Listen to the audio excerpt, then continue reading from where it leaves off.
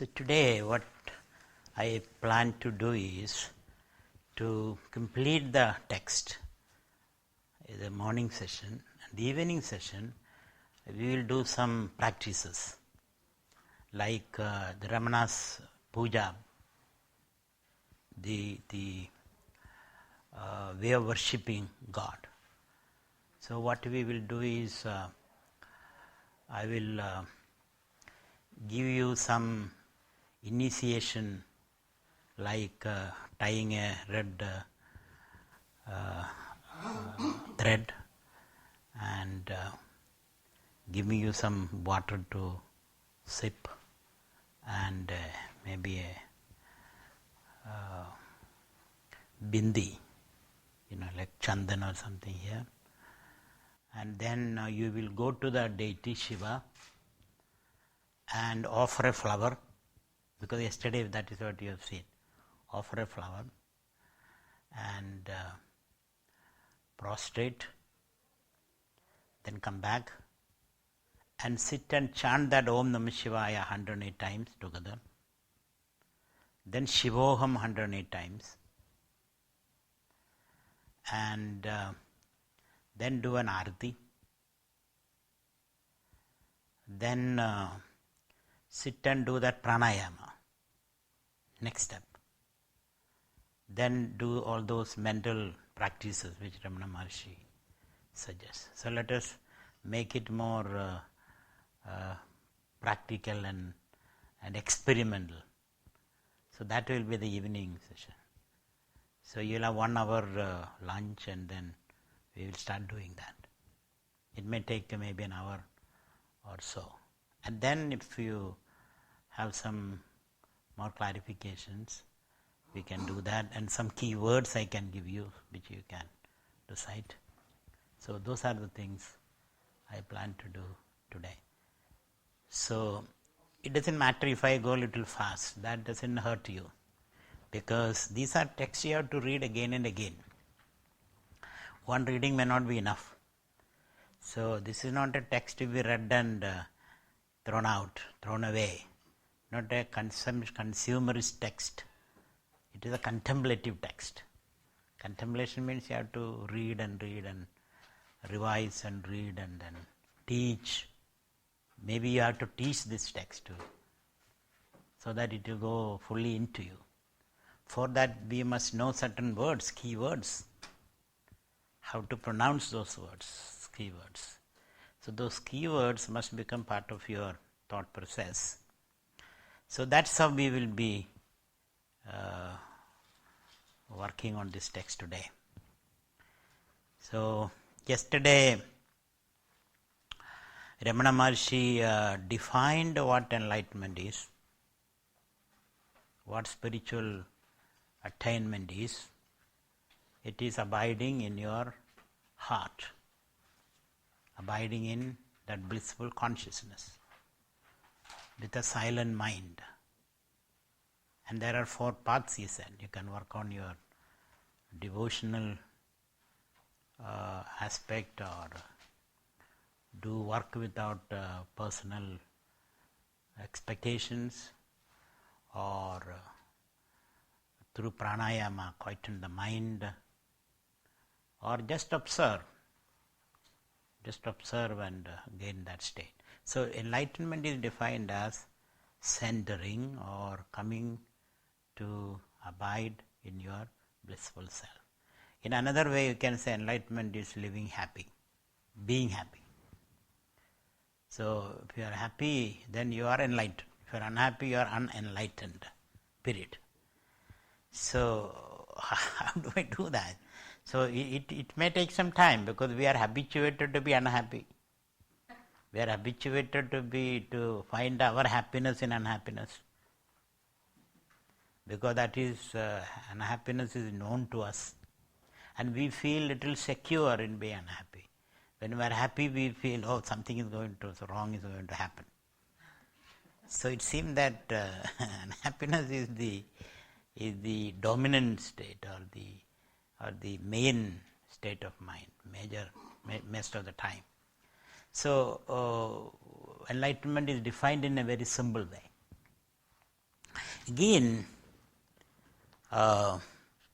Maharshi defined enlightenment in the 15th sloka. So that definition was in the 10th sloka. Kristale manaha swasthada.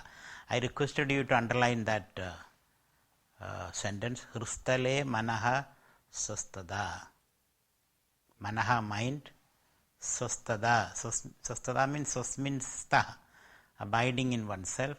And that self is hrutta, your own heart. So please underline that. That's a very profound and a very precise definition for enlightenment or nirvana or moksha.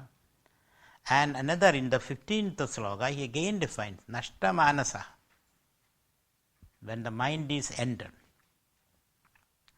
when the flow of thoughts are arrested, when the mind is silent. That's the meaning of flow of thought is arrested. Mind is silent. Silence means non-reaction. Non-reaction means not responding to the world in terms of anger. That's the meaning of silence. Because when you are angry, you are turbulent. So without being angry, you can be firm. You can be firm. You can say what you want to say, but you don't have to be angry for that. You don't have to bite your lips and protrude your tongue and then roll your eyes, and then you don't have to do all that to say what you want to say. So to be silent means not to be angry. And anger comes out of fear. So to be silent means operate without fear. And when there is no fear, then there is no experience of time. When there is no experience of time, you are in yourself. You are in your nature. So that definition also, nashta manasa. So it is not blowing off your mind by taking drugs, which people experimented. Like that great professor experimented on this. He took some drugs and then he thought he is in bliss. But only after some time he realized that was not bliss. That was only an illusion that he created by the effect of drugs. So, nashta manasaha utkrishta yoginaha krutyamasti. For that person, there is nothing to be done, nothing more to be done. There is nothing to be accomplished. He will be doing things, but that's not nothing to accomplish. He is doing as out of his fullness, out of his creative fullness. That's why he is the secret of his action is out of his fullness. Because sostidim yataha. Yataha means because sostidim. He has attained sostada. That sostada is a key word. You find it everywhere. Whether in Ayurveda or Yoga or Vedanta, sostada is the word. All of them use. Where is that sostidi, that 15th sloka, the last but one word? Sostidim, do you see that? 15th sloka, last but one, the second line, last but one. Before yataha, sostidim, sostidi. So Ayurveda use that. Yoga use that. Samadhi means sostidi. And Vedanta use that. Buddha used that word, sostidi. He said tathatvam, tathagataha. One who has reached suchness, one who has reached his natural state. Earlier he was swinging back and forth. Now he has reached his natural state. So sostada is the key master word in all across the Eastern disciplines. You find that. So I want you to remember that word. And sostadaha, swasthim, sostidi. These are all meaning the same. All mean the same thing. And so krutyam asti kim sostidim yada. Now sloka 16th. Drishyavaridam chittamatmanaha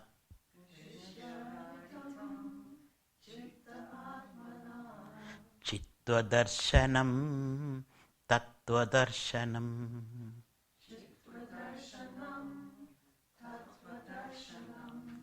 ദൃശ്യവാരിദം ചിത്തമാത്മനഃ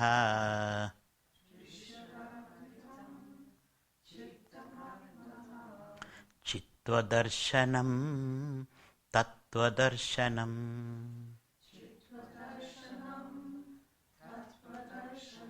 ദൃശ്യവാരിദം ചിത്തമാത്മനഃ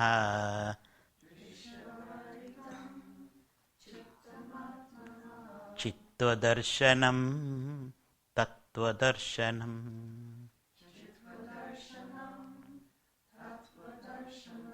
മാനസം തു Kim മാർഗണേ കൃതേ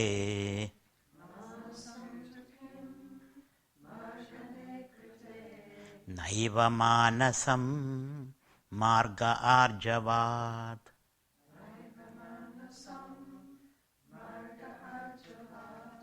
മാനസം തു Kim മാർഗണേ കൃതേ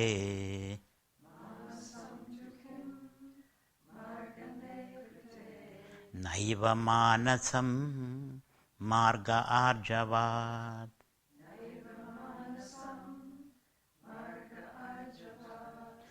മാനസം തു Kim മാർഗണേ കൃതേ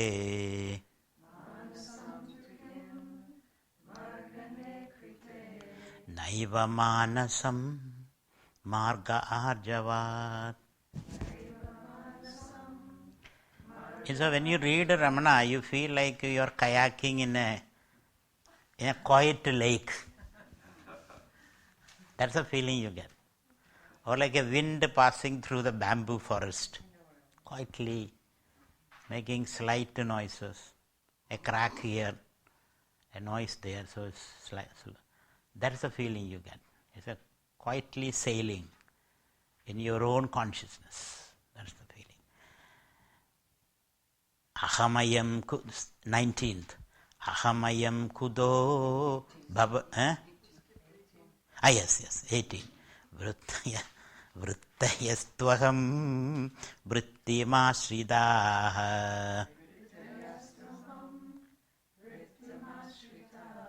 Vrittayo mano vidyaham manaha.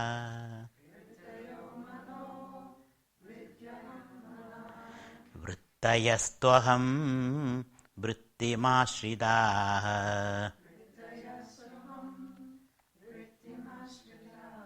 Vrittayo mano vidyaham manaha.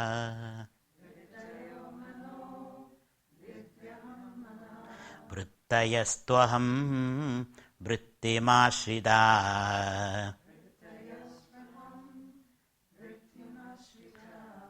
Vrittayo mano vidyaham manaha.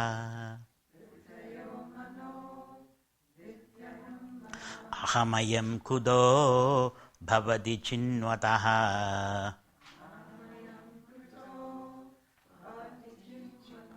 Ayipadatyaham nija vicharanam.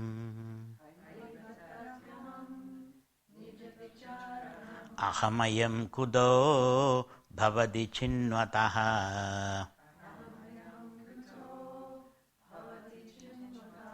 Ayipadatyaham nija vicharanam.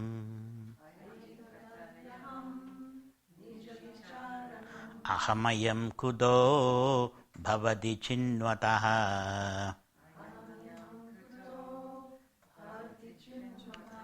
Ayipadatyaham nija vicharanam. Ahaminashabhak ahaminashabha jahamahantaya.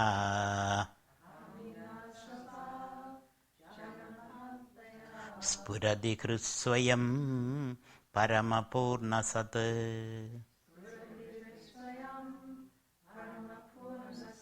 Ahaminashabha jahamahantaya.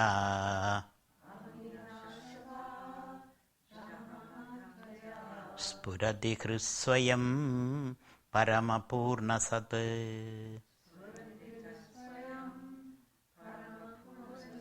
ahaminashabha jahamahantaya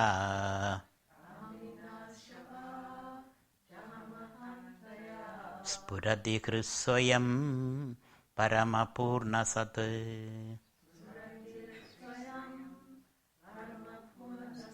idamaham pada bhikyamannvaham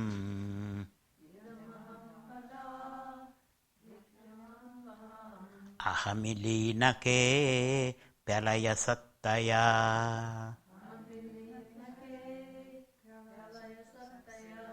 idamaham pada bhikyamannvaham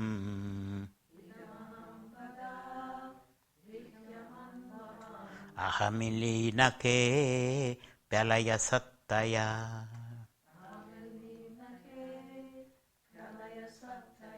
idamaham pada bhikyamannvaham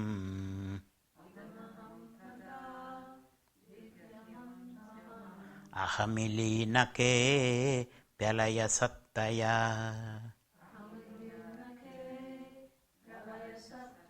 vigrahendriya pranadhitamaha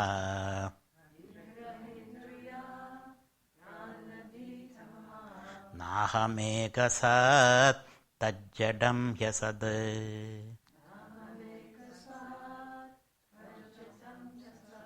vigrahendriya pranadhitamaha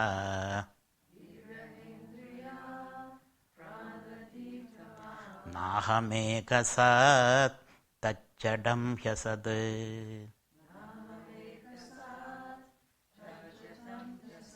vigrahendriya pranadhitamaha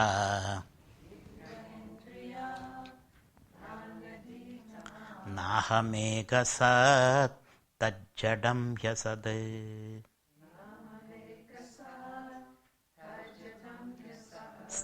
sattvabhasiga chitkvavedara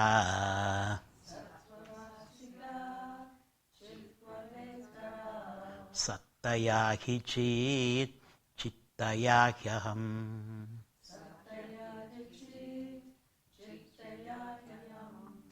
sattvabhasiga chitkvavedara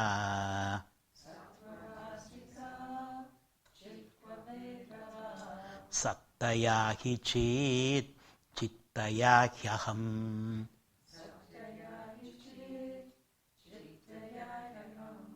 sattvabhasiga sattvabhasiga chitkvavedara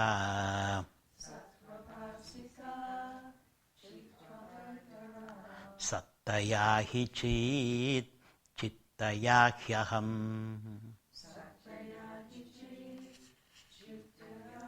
So before I go into the 14th, 16th sloka, let me come back to the 6th sloka a little bit. There, Maharshi talked about the mental exercises to get connected to the Lord, to get that feeling of belonging to the higher reality. So that mental exercises begin with the stavam. Stava means stuti, hymns, praising the Lord in many words. So you have stavam like Vishnu Sahasranama, 1000 names of the Lord, 99 names of the Lord in Islam, maybe so many names in Christianity. In Buddhism also there are so many names you repeat. So when you repeat name after name after name after name, meaning the same thing, pointing the same truth, that is called the stava. And so your mind is rolling those words. Mind rolls itself, modifies itself as you utter those words. So it gains a certain direction. So that is called stavam, the hymn, the stuti. So in Hindu tradition there is Vishnu Sahasranama. Or when you read Hridaya Sutra, Heart Sutra, it's a kind of great hymn of the Buddha state, the great hymn. So it's a small passage, small 1 or 2 paragraphs, small paragraph, the Heart Sutra, or the Sermon on the Mount. It's a hymn. Is turning your attention to the Lord. So then you can again reduce the number of words. and you can use few words instead of this large number of words. Then it becomes a mantra. When there are many words, it is a stava. Only few words, it is a mantra. So like Om Namah Shivaya, few words. So you can chant Om Namah Shivaya Uchchadaha, very loud, Om Namah Shivaya, Om Namah Shivaya, and disturb the whole neighborhood. You can do that. And the idea is that you are crying your heart out, regardless of what happened to the other people. So some people do that. When they go to the such temples, they cry their heart out very loudly. Their whole being, like a child crying, or a lion roaring, or a bull bellowing, or an elephant trumpeting. You can, your whole body participates. That's how you activate your kundalini. When it speaks loud, and when those sound emerges from the very depth of your stomach, then you activate your kundalini. Not just from the throat. Your words come from the very stomach. Loud utterance of the name of the Lord. So some people do that.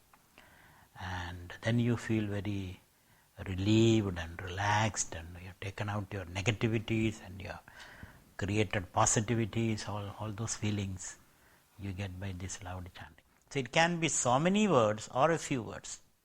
When it is a few words, it's a mantra. If it's many words, that becomes stuti, stava.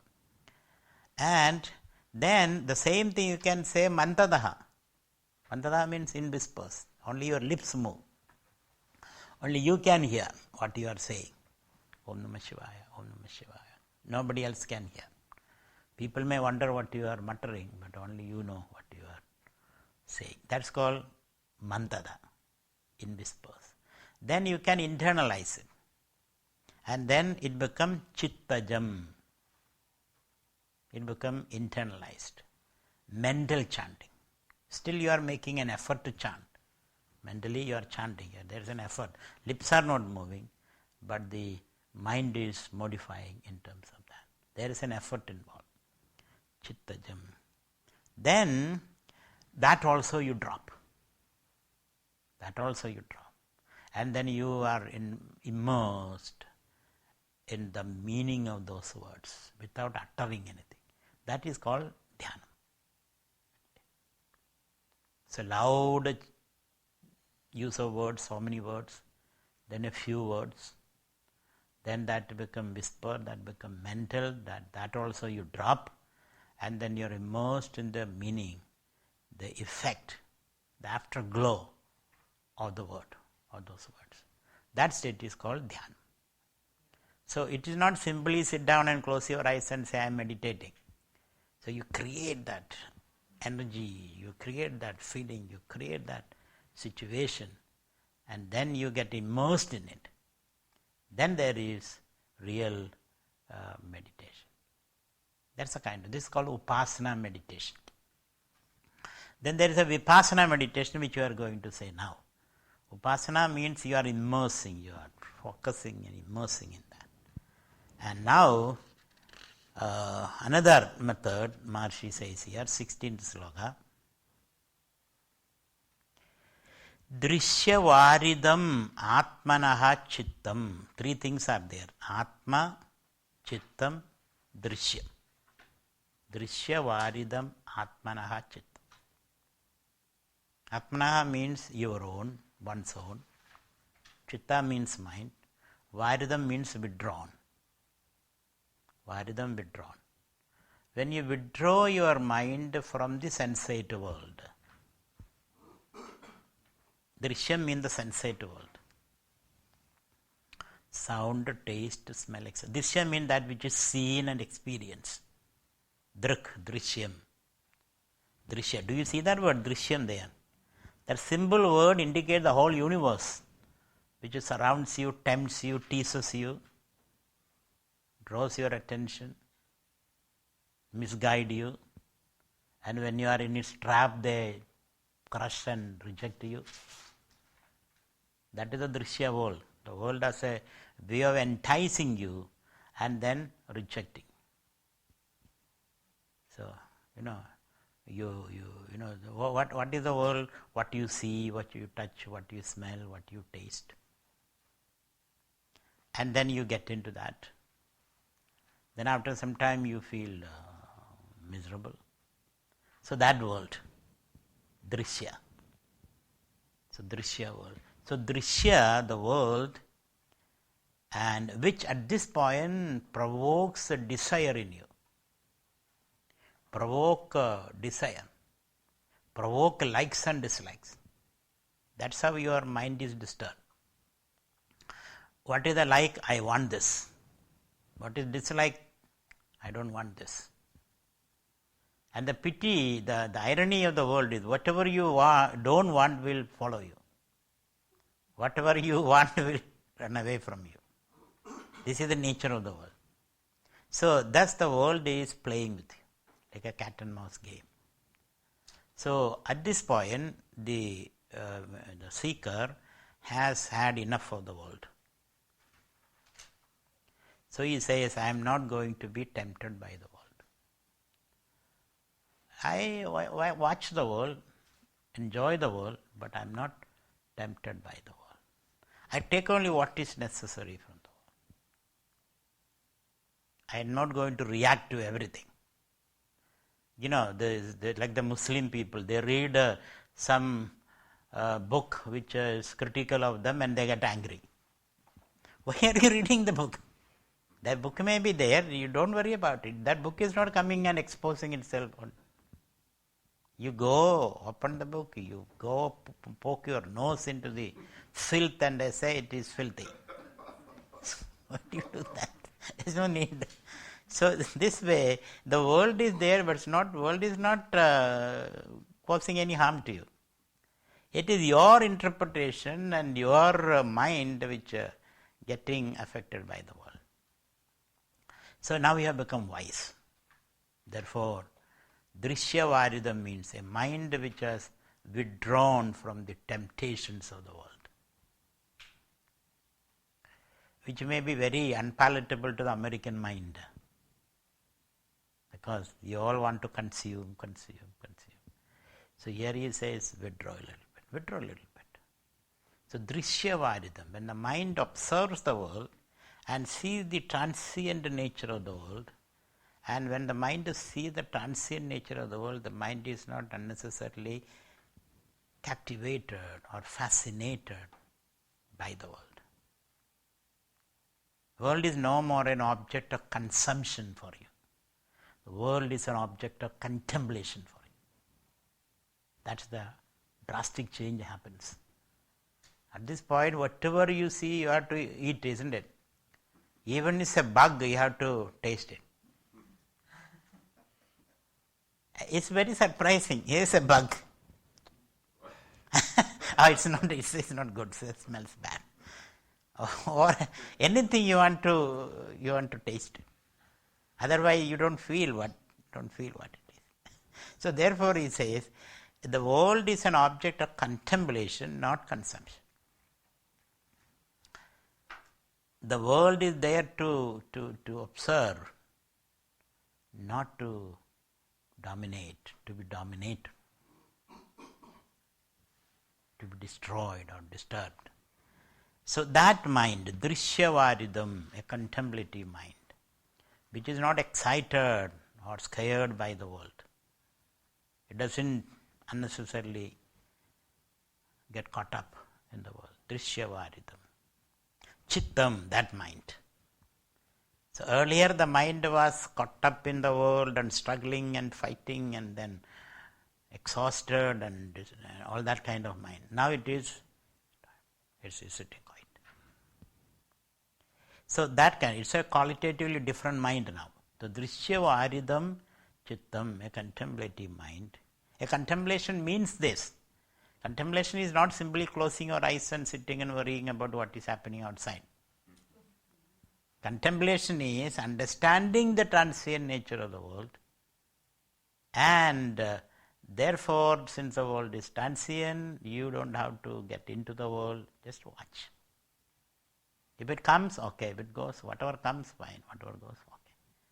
That kind of an attitude. So, Drishyavaridam Chittam. Whose Chittam? Atmanaha Chittam, your mind. So, there are three entities there. Atma, consciousness, mind, and then the world.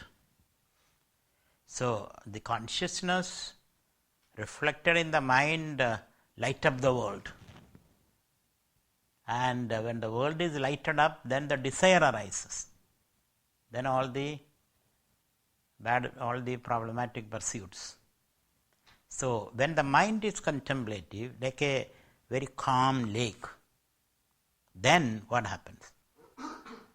Then you are able to see Chittva Darshanam, the depth of that mind will be revealed to you.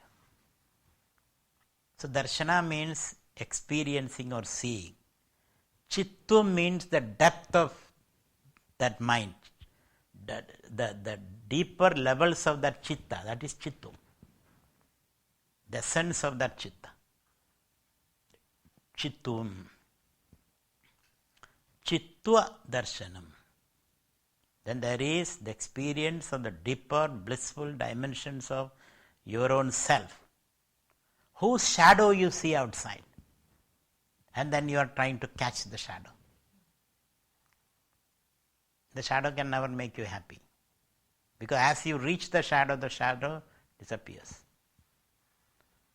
Then again the shadow appears. So therefore, you are able to see, experience the very depth of the mind, provided the mind is not disturbed by desires for the transient world.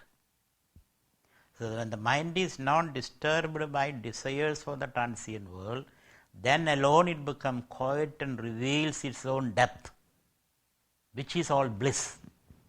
That's the experience. But when the mind is disturbed, you lose the depth. You lose your own depth. And then you are scrambling for wrong things. So, Drishyavaridam Chittamatmanaha Chittva Darshanam. There is experience of the depth of the mind. And that is Tattva Darshanam. That is seeing the truth.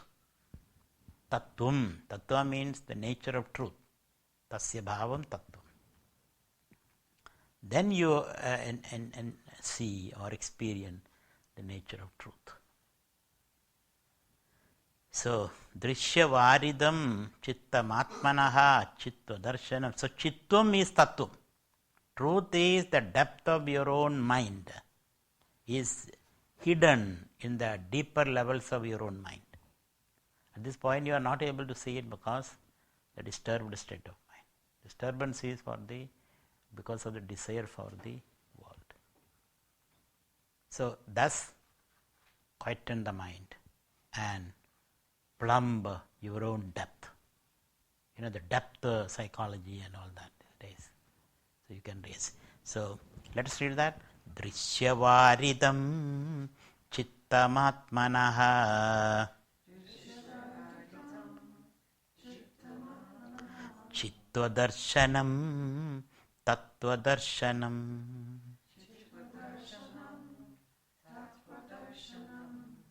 Now, continuing, I hope that sloka is clear to you. It's very simple, very clear. Now, manasam tu kim margane kride naiva manasam marga arjavat.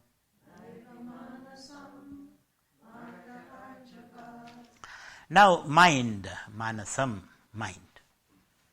Mind is when there are desires in the chitta.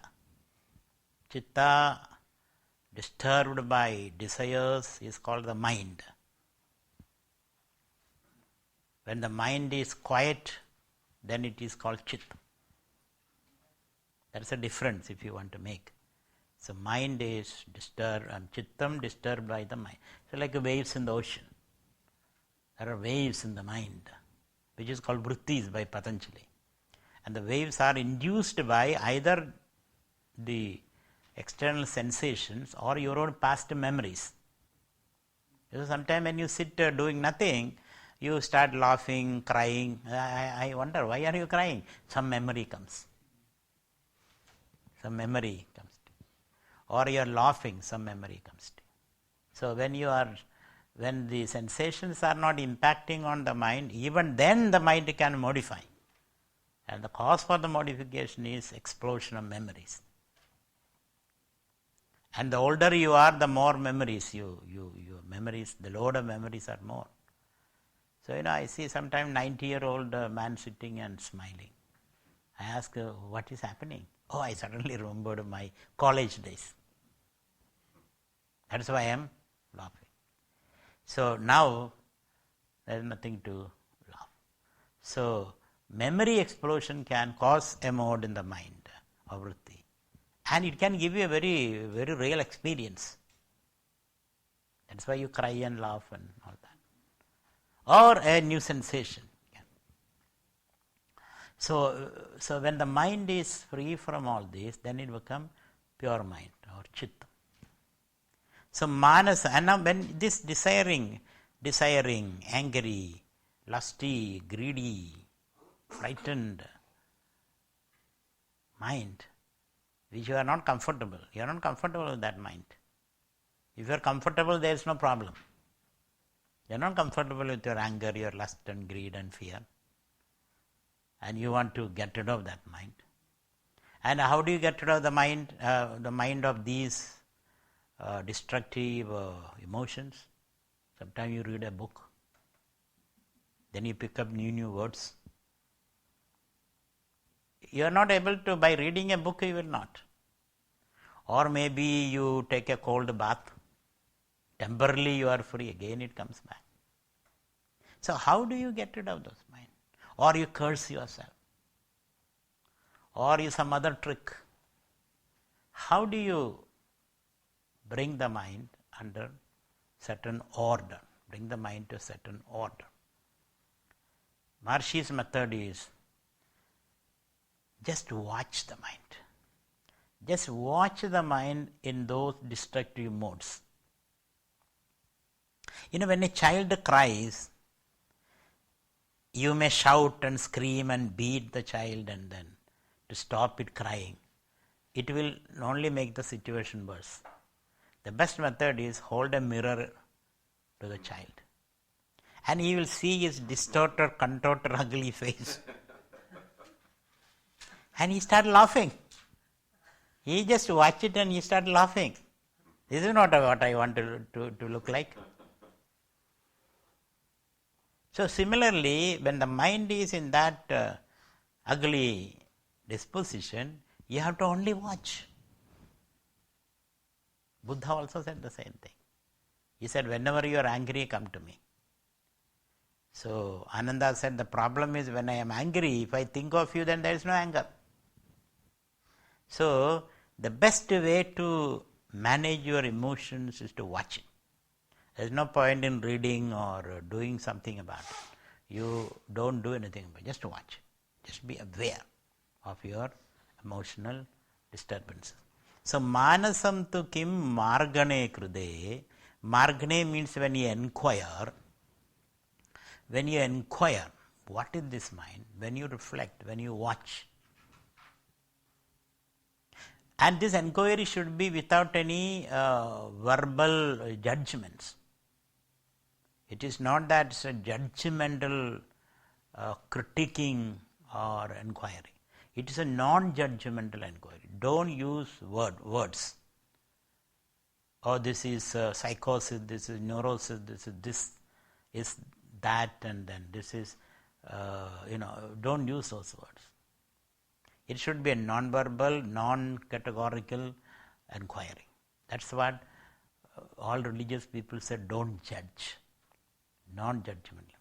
That's what it says, arjava, direct inquiry.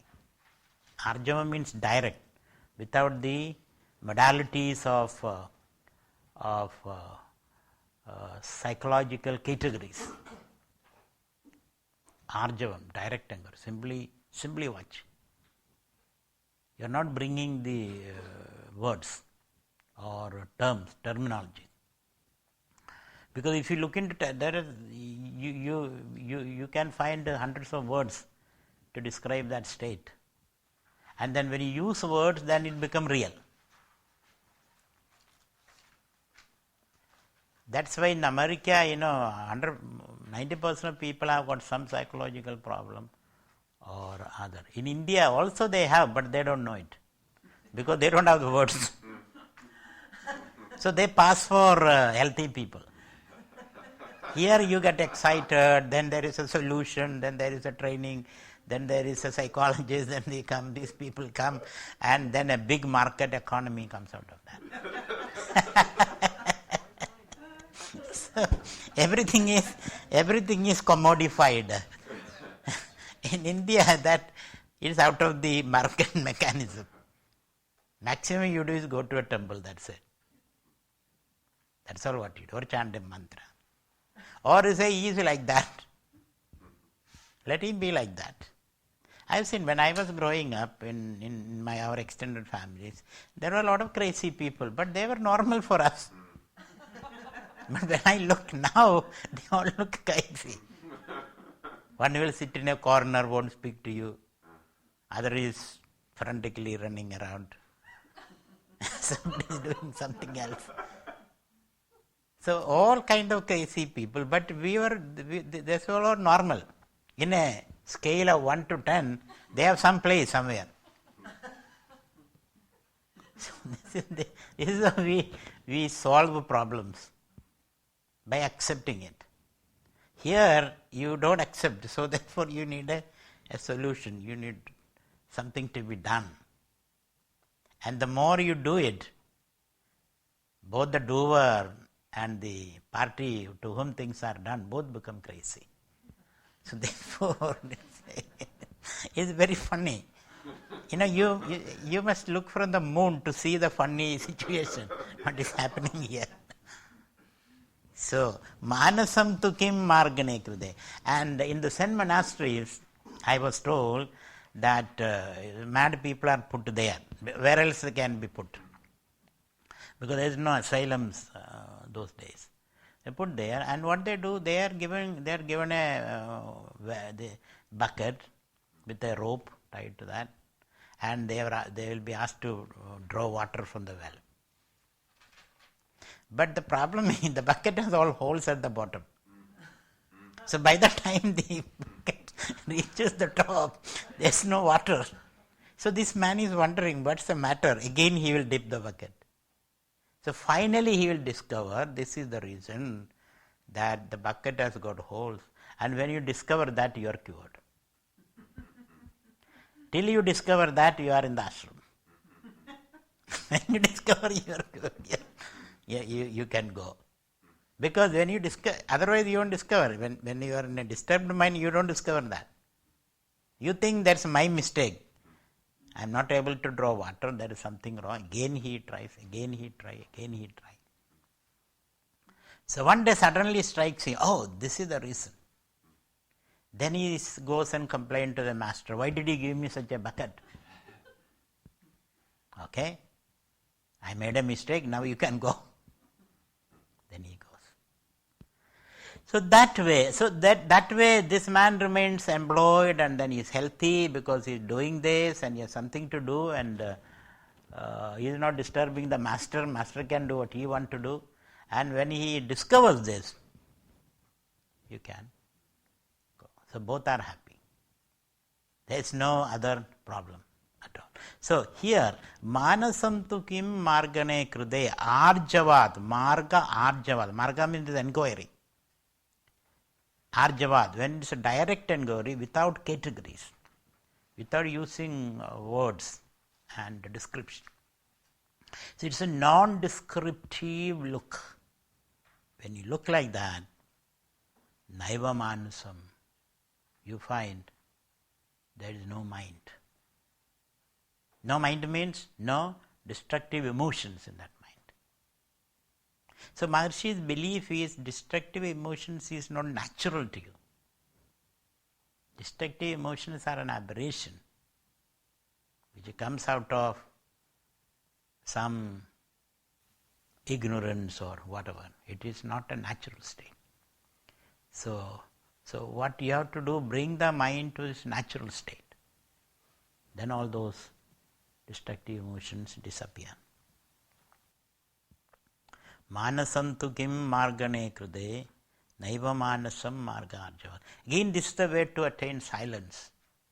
You simply watch the reacting mind. So watching is silent. That's what I said, non-reaction is silent mind. So mind becomes silent. So manasam tu kim, let's read that. Manasam tu kim margane krude, naiva manasam marga arjavat. So here is inquiring into what is the mind. So this is not a Freudian inquiry or a Marxian inquiry or a Darwinian inquiry. It is a personal inquiry. The person himself undertakes that. He simply watches himself. It is something like when you sit when you sit alone, sometimes you shake your thighs. You shake your thighs. It shows how disturbed you are. Shake your thighs or dig into your nose or pluck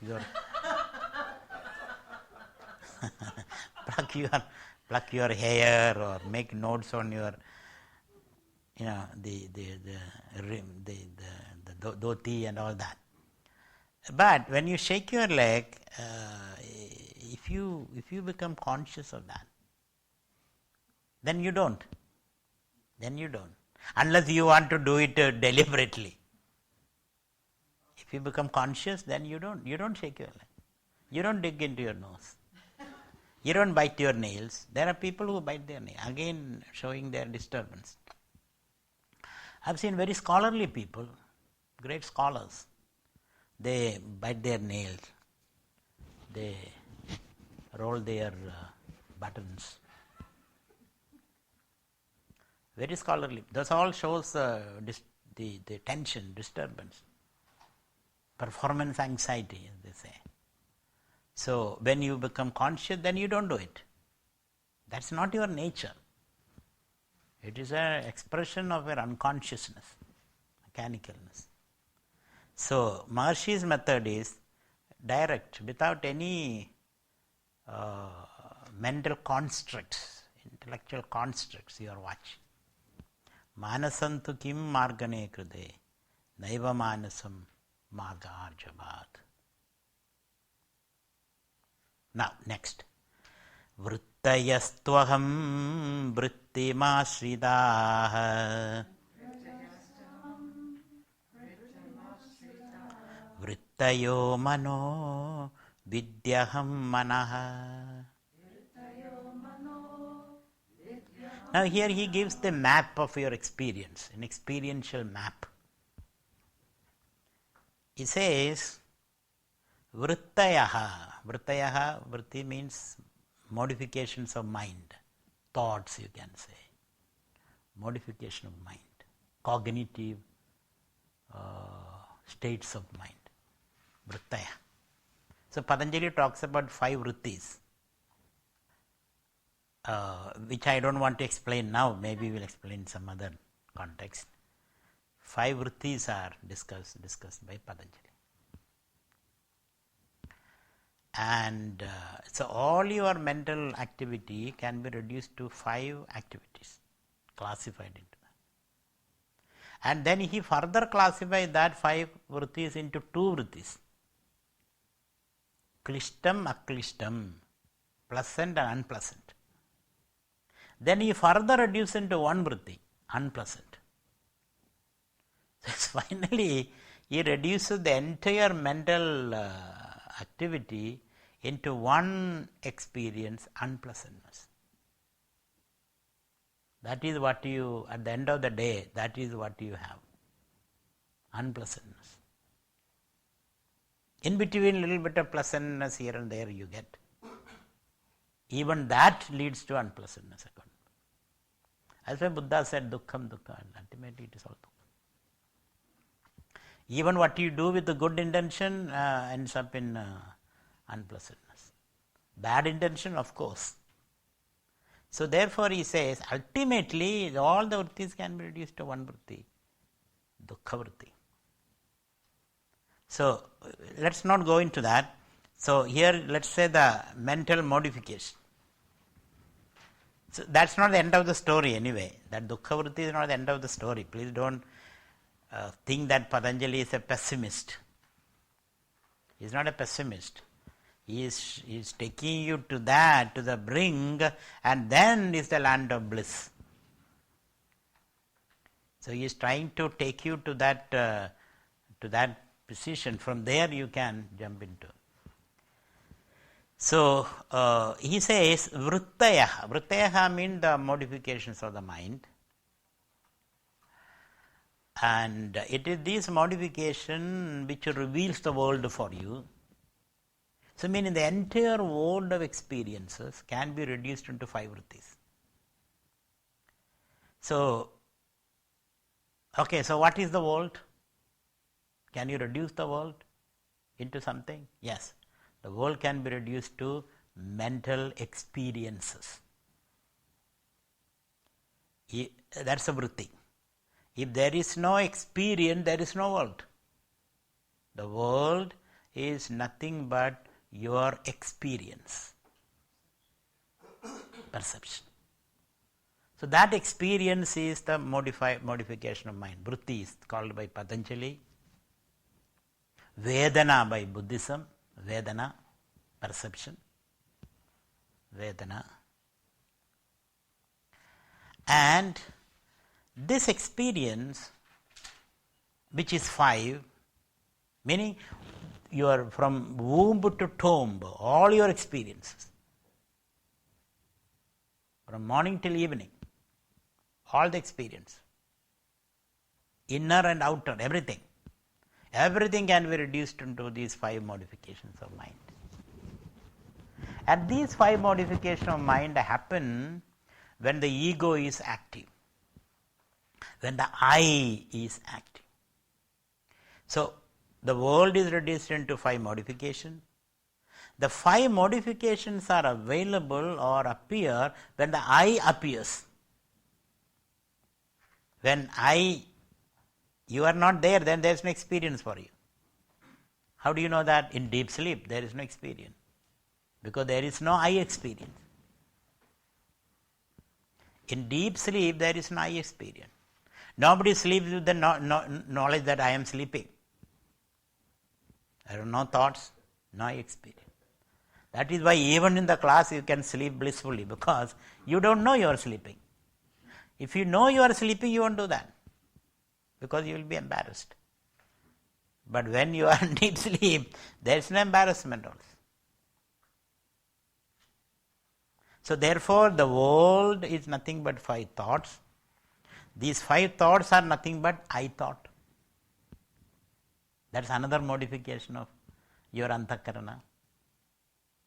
So there is an I, and that I get expanded into 5 vrittis.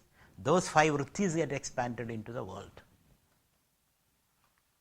Therefore, what is the world? Ramana Maharshi asked. World is nothing but 5 thoughts. What are these 5 thoughts? The 5 thought is nothing but I thought. So ultimately, it is an expansion of the I thought or I experience. That I is the egoistic I. Your limited I. So this is a very radical thought. It may look very, very impractical. You mean the whole universe is one I thought? Yes. Because this universe is nothing but your experience. There is no other way of knowing whether the universe exists or not, unless you experience that. So it's very difficult to digest that idea. Therefore, in philosophical categories, in philosophical thinking, they say that the existence of the external world has to be accepted prima facie. Prima facie you have to accept it. It is there. Whether you know it or not, it's there. But that doesn't look logical. What is logical is, the world depends upon your mind, the mind depends upon your I. So ultimately, everything is the I. Everything is an expansion of the I. So this I can contract and then expand. So that is what Maharshi says here. Vrittayaha tu aham vrittim asridaha. These 5 vrittis, mental experiences, depend upon the I experience. It's an experiential way of interpreting the whole world. So vrittayaha means mano vrittayaha.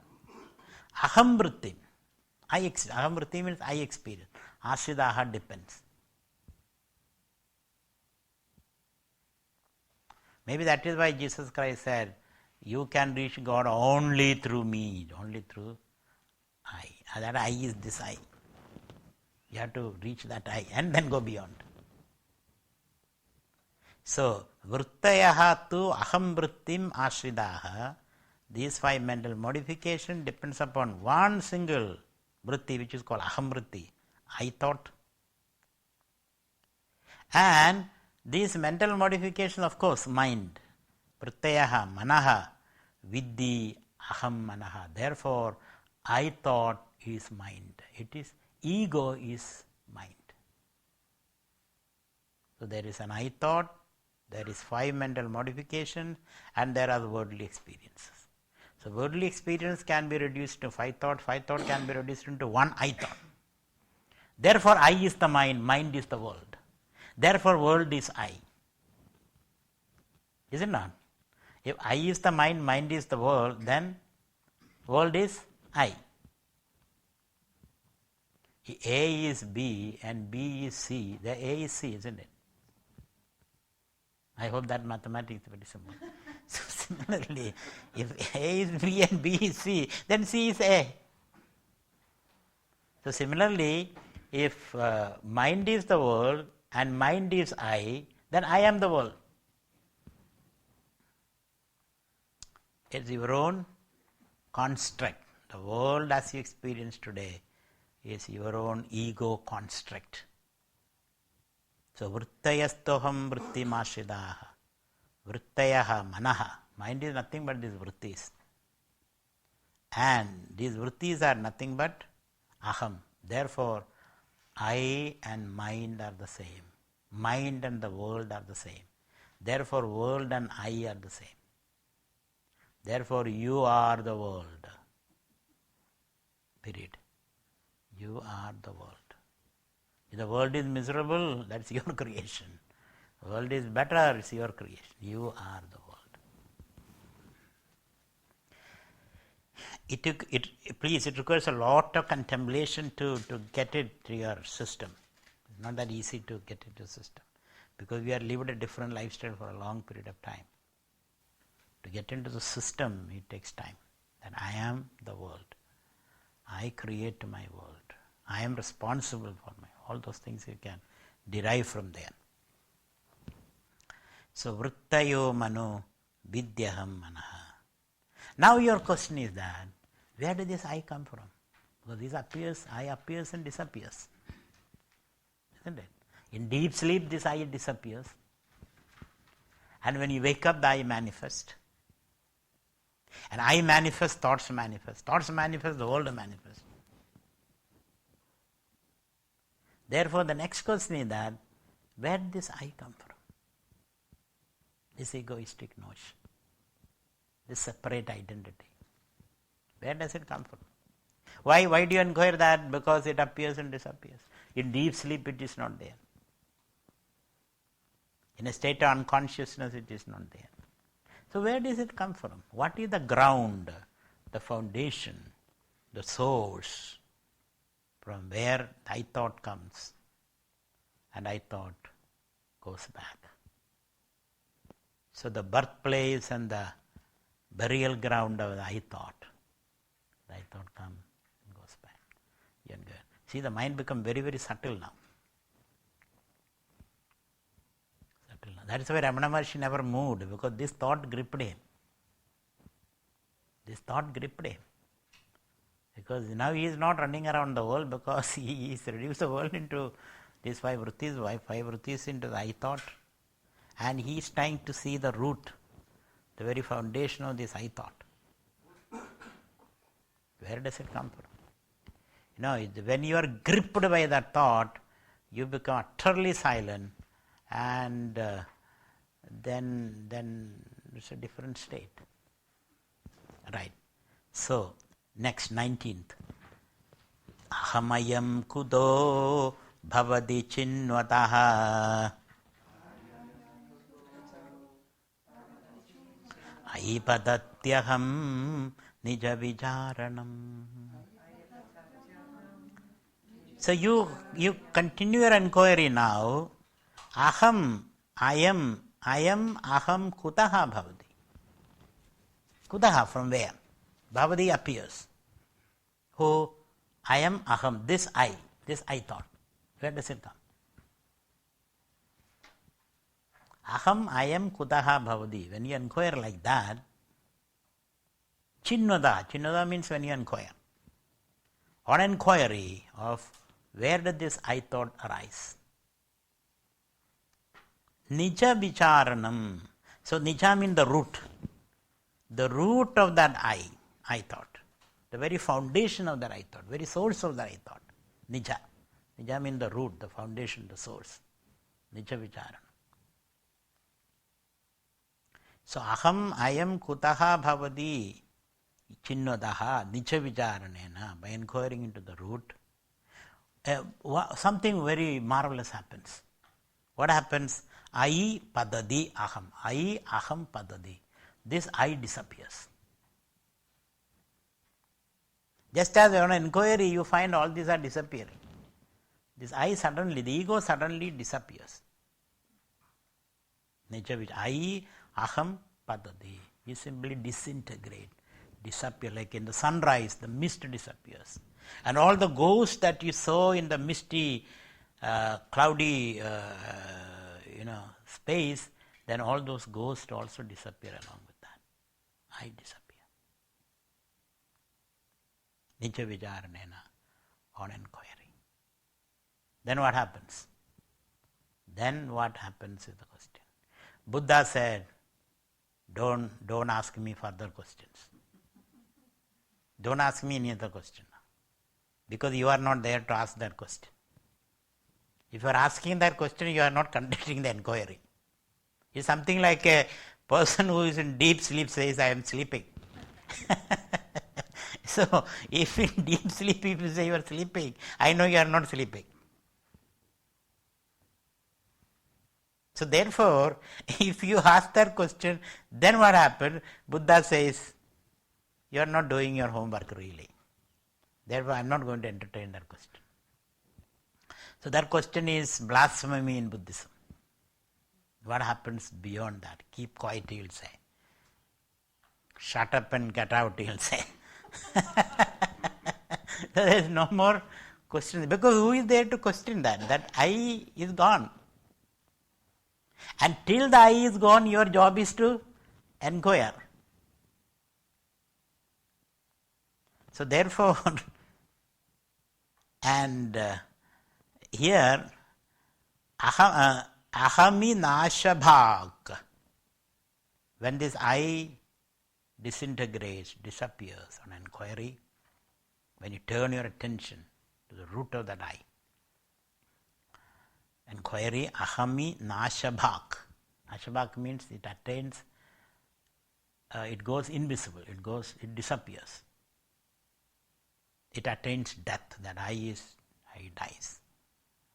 Ahami nashabhak, it goes. Then something very profound happens, he says. Aham ahandaya hruda swayam spuradi, he says. Then hruda, the truth, the light of truth, swayam, on its own, as your real I, ahandaya as your real I. These are all false eyes. Your real eye, aham, ahandaya, spuradi, lights up, manifest. Come to your experience. Aham, ahandaya, spuradi. That is the area where you cannot speak about. Ramana, make some noises just to inspire you. So otherwise, no word can describe that state. Aham ahandaya spuradi. It appears, it manifests as in its own light. Tathagatatvam. As it is, it manifests. Aham ahandaya spuradi. Swayam spuradi. By itself, he said. You don't have to do anything there. It's like opening the window. When you open the window, sunlight comes by itself. You don't have to do anything. No invitation is necessary for the sunlight. If it is there, it will manifest. So aham ahandaya swayam spuradi by itself. So you experience a great shower of bliss and beatitude, flooding. And it is a very overwhelming experience. Aham ahandaya hruda swayam spuradi parama purna sat. This is paramam, purnam and sat. Sat means there is no change. This is the final truth. Changeless. It is changeless. It is purnam, complete, give you a sense of fulfillment. And then it is paramam, the final destination. From there, once the river reaches the ocean, it has no more further destination. So it reaches that state, remains there. It remains there. So, spuradi hruda swayam parama purna sata. This is the state when you become silent. So, ahami nashabhaka aham ahandaya hruda swayam spuradi. All those words have to be read together. Aham ahandaya, meaning the real I in its own nature. Ahandaya means its own nature. And that is your heart, real essence. Swayam spuradi, by itself. That manifestation also is not a real word. Manifest means as though from subtle state it comes. No. It is there. When the clouds clear, then the sun shines as it was shining before. You see it. Sun doesn't manifest then. Sun is always there all the time. So now let us understand the world, thoughts, I. I project thoughts, thoughts project the world. And I is that which appears and disappears. As I appears, your thoughts appear, your world disappears. As I disappear, thoughts disappear, world disappear. So you want to know the source of the appearing and disappearing I. And that source is an ocean of bliss, from which things come. Now he says, Ramana Maharshi in the next sloka, let's read the next sloka.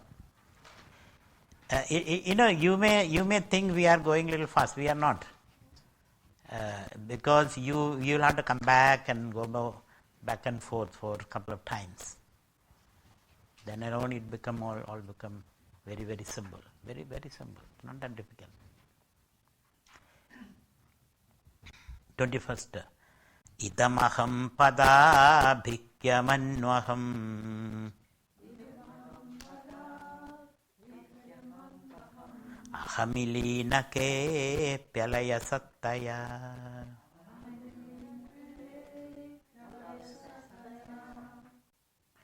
So he says, idam aham padabhikyam, these words. Padam means words. Pada abhikyam means indicated by these words. What are the two words? Idam aham, this and I. I and this. I, your ego, and this, whatever the ego sees and experiences. Experience of the ego.